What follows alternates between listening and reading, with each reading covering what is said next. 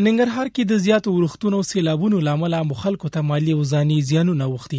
د سره رود ولسوالۍ اوسیدونکي وایي سیلابونو د کابل جلال آباد پر لویه لار نظرآباد سیمه کې یو پل نړولی چې له امله خلک له سختو ستونزو سره مخ دي. دوی وایي سیلابونو دغه راز د دې ولایت په بیلابیلو سیمو کې په زرګونه جریبه ځمکه او ګڼ کورونه هم له منځه وړي دي. دغه علاقې اوسیدونکي یم او په دغه ځای کې ډېر زیات موږ ته نقصان رسولی او دا د کابل لاره عمومي لاره ده، دا بنده ده، ډېر مشکلات دي. خلک دلته زینه یې خیره په زینه باندې زنانه او سیاسر ټول په دغه لاره باندې پورې وځي.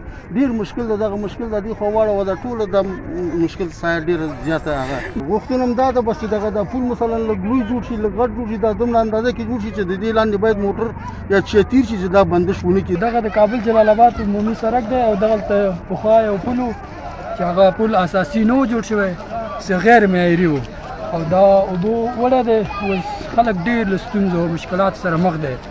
نو له دې موجوده حکومت څخه هم دا غوښتنه ده چې لاس په کار شي او دغه پل د موږ ته جوړ کړي. د سره رود ولسوالۍ اوسیدونکی شیر محمد چې د ورښتونو له امله یې کور نړېدلی وایي د کور توکي او څاروي یې په بشپړ ډول له منځه تللی دي. 3 کوټې به وي، یوه داله بله ده پاتې، لږ غولی پاتې. اوس دغه د بازه تروالي چې په دې کالو یې بوس کېږي که نه کېږي، دغله ځای نشته چې یوه پیاله پکې کېده.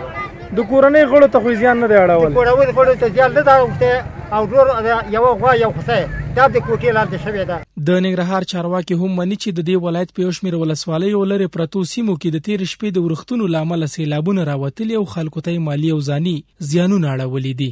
بدبختانه په یا د سیلابونو له امله زموږ د هیوادوالو ته درانه مالي زیانونه اوښتي، همدارنګه یو شمېر ځاني تلفات هم لري.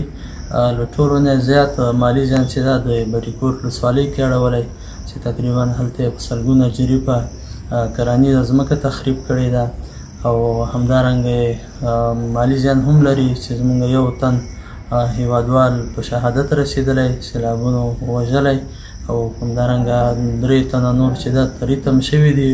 د اوبو شدت زیات دی، موږ ته زمینه نه مساعدېږي چې کار پیل کړو، خو یو څه کار هم پیل کړی دی. نور کورنۍ کوو انشاءالله تر مازدیګر یا ماښام غوربین لاره د ترافیک پر مخ باندې خلاصه شي، بدیله لاره به ورته جوړه کړو.